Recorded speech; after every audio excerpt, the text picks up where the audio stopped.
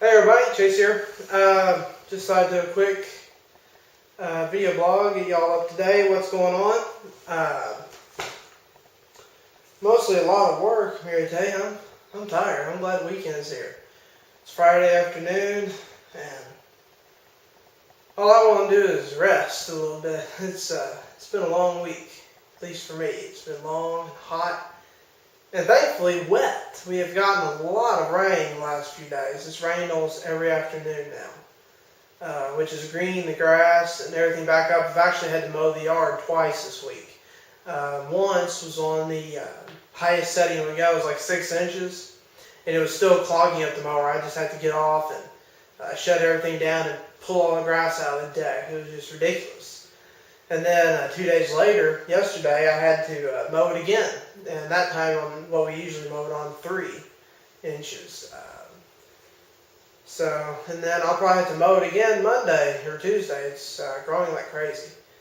But, and thankfully I can say the same for the garden. It's really going well. I'll show you that here in a minute. First I want to show you some projects I've been working on. Sweet. Oh. This one project in here I just got done with. Here we have 2 compost, worm compost bins. Basically what I did is these are leftover bins from when we last moved. I drilled some holes in the bottom, a 1/4 inch drill bit, just to let some any water that collects in the bottom just to kind of drain out. And I want to get a pan to put under this one. I got a pan under this one back here. And I drilled holes in the lid just for air. And then what I did is I put up to about this height of fluffed up shreds of newspaper, and shreds are about 1.5 to 2 inches wide. And then dampened it, with a what are those things called? I'm having a memory loss, so I can show you. One of these. Just damping the paper just enough, not to where it was like absolutely soaked, but damp. And then I put the worms in there, and then a layer of soil out of the garden, and then a layer of freshly cut grass. Obviously, from what I just told you, we have plenty of that. And that just brought out some kitchen scraps. From what I've read, I like these worms. They're coffee eaters. My kind of worms that like coffee. Now where we bought our worms, just at Walmart. Some red wigglers, big red worms, and they're basically, from what I've read and can tell, they're red wigglers. And that's what you want for worm composting. And if you're not familiar with worm composting, the basis of it is you put this stuff in here and let the worms eat it, and then their manure, called worm casings, is really, really rich in nutrients for your garden, a lot of organic matter. It also, basically makes it a good, rich compost for the garden.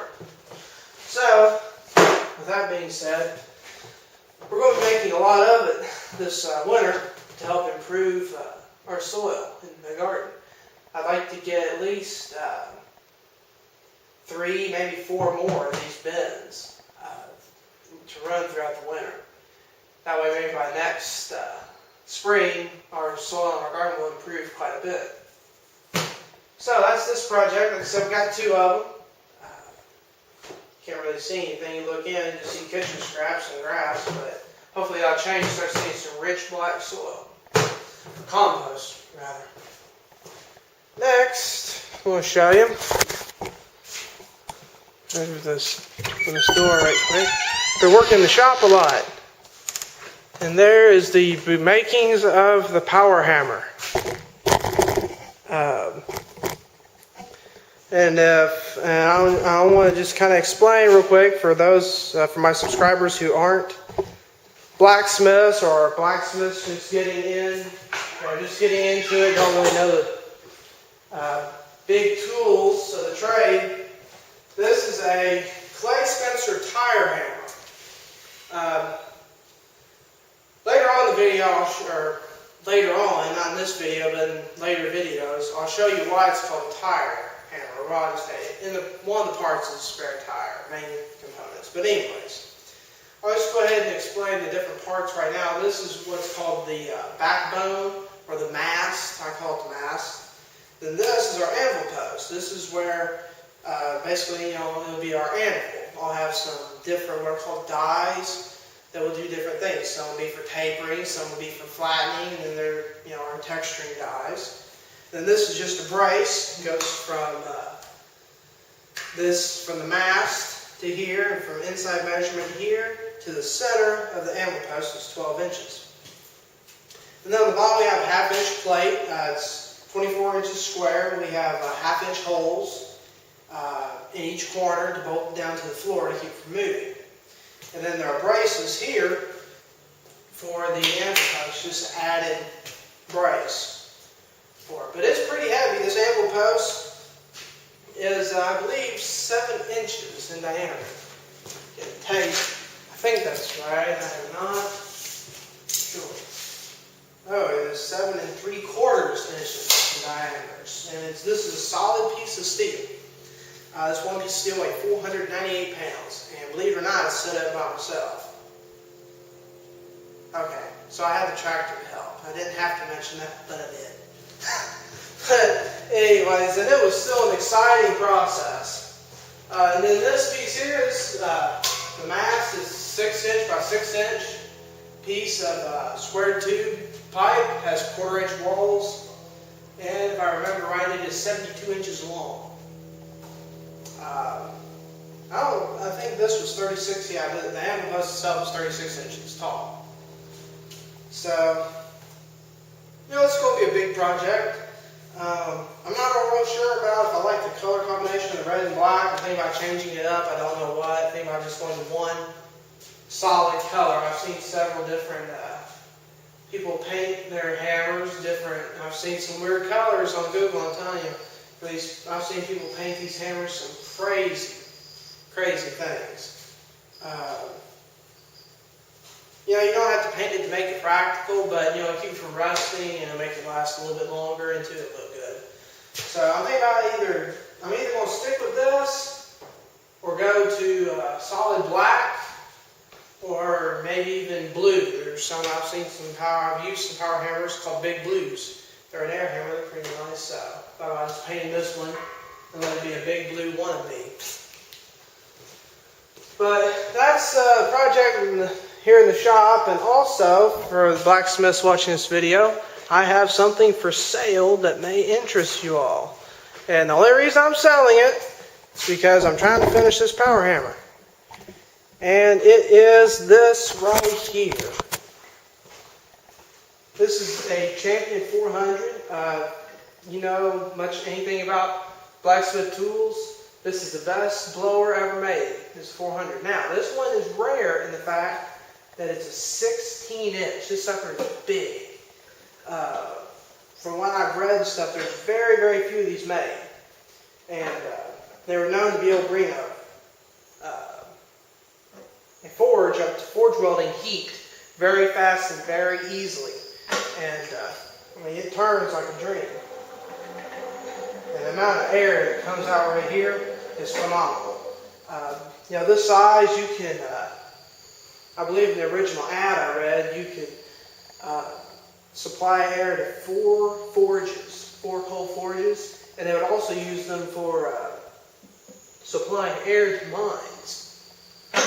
But Champion Forge Blower and Forge Company from Lancaster, Pennsylvania.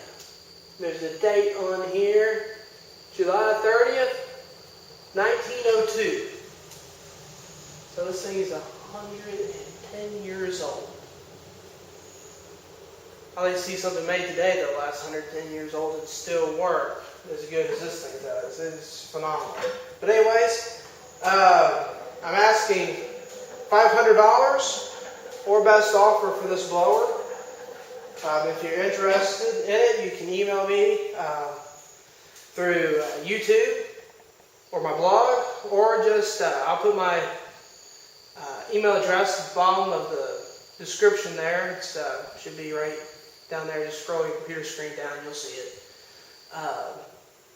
So here it is. I mean, the metal and the casing isn't pitted at all. The gears are in perfect condition. If you want it, buy it. Help support the blacksmith shop and start your own. Also,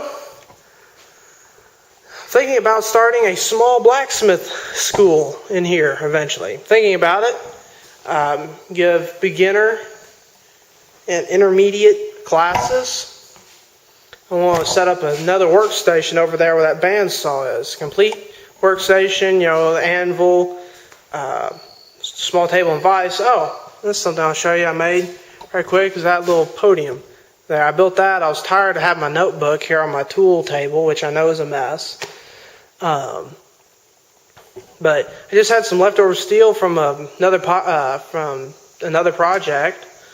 Well, actually, I think it was, yeah, it's leftover metal from the 4-cart I built. But I just built it to hold my notebook while I work. That way it's out of the way and I can still look at it. And this is a notebook I've been working on. It holds all my notes for my blacksmithing. So that makes it nice. And I also put these plastic covers over it, over the pages. And that'll keep the pages from getting dirty. And then just a little clipboard paper to jot down a note, and then plans for the tire hammer. I tell you what, if I want y'all to see if you can make heads or tails out of this. It has been, I can't tell you how many hours I have spent staring at this thing. I mean, it is ridiculous. I mean, come on. And it tells the names of the different pieces, but unless you're familiar with the hammer itself, come on.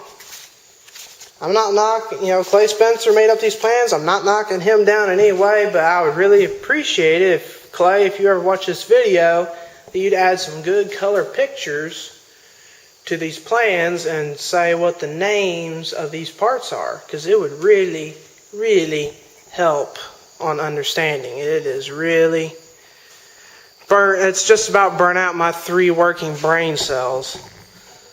But anyhow, also I want to show you one other project just got done. I'm about to go inside and get ready for some pizza. It's Friday night, and otherwise in our house known as pizza night.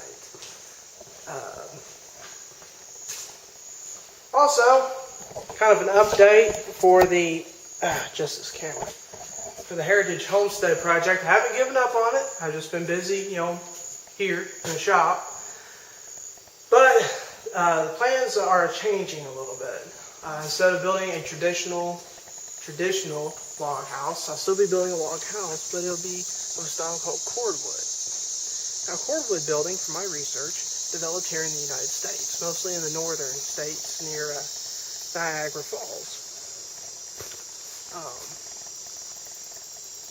But it's supposed to be really energy efficient. It shouldn't take many materials. And the mortar they use in between you can use just regular brick mortar, or you can use cob. And that's the route I want to go. The main reason is cheaper. Being that it's good for the environment and green, that's a bonus. But that it's cheap, doesn't cost anything, that's what I'm going after. I'm trying to build this cabin for as little as I can. So I hope to get back to work on that here soon.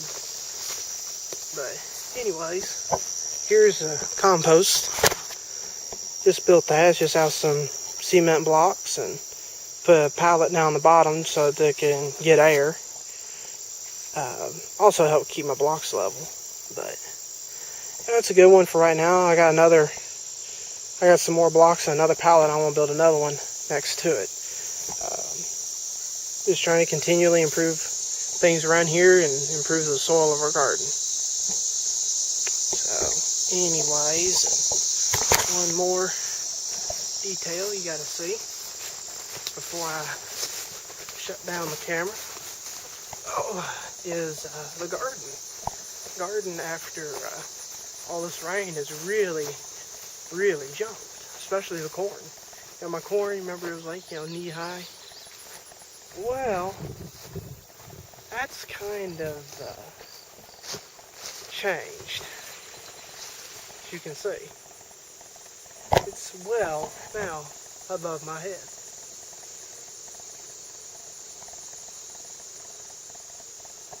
Amazing what a little rain will do.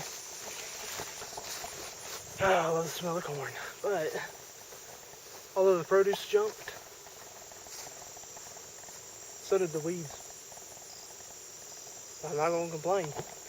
Now this is just where the, right here where the melons are. And, that usually gets away from me. But then we got our tomatoes. I'm going to be walking through here looking for some ripe tomatoes here in a minute. I'm starving for a good red tomato or tomato sandwich. Then we got our okra. We've gotten a ton of peppers. It's ridiculous. All of our lettuce. We've harvested all of our lettuce. Really good salads. This lettuce here, I'm going to want to retire to the compost bin. Then our beans here, they're doing really good.